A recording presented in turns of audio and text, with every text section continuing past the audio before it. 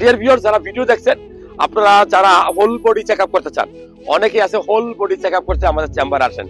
আসলে whole body check up বলে কোনো শব্দ বই পুস্তকে নাই।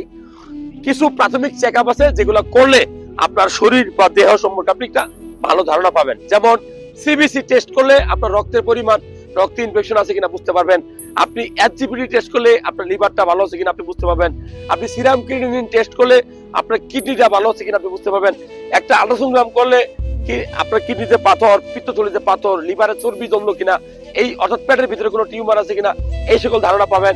আপনি যদি আরবিএস টেস্ট করেন, রক্তের ভিতরে কোনো ডায়াবেটিস লক্ষণ আছে বুঝতে পারবেন। একটা ইসিজি যদি আপনি করেন, আপনার হার্ট ভালো আছে কিনা বুঝতে পারবেন। সো আমি বলবো যে বুকের একটা এক্সরে, একটা আল্ট্রাসোনোগ্রাম, ব্লাড, ইউরিন, আরি, এই টেস্ট গুলা করলে আপনার শরীরটা ভালো আছে কিনা বুঝতে পারবেন। বিশেষ করে যাদের বয়স 40 পার হয়েছে এবং যারা প্রবাসী ভাই, মনে রাখবেন এই রিপোর্ট গুলা করলে আপনি একটা পূর্ণাঙ্গ ধারণা পাবেন আপনার শরীরটা কেমন আছে।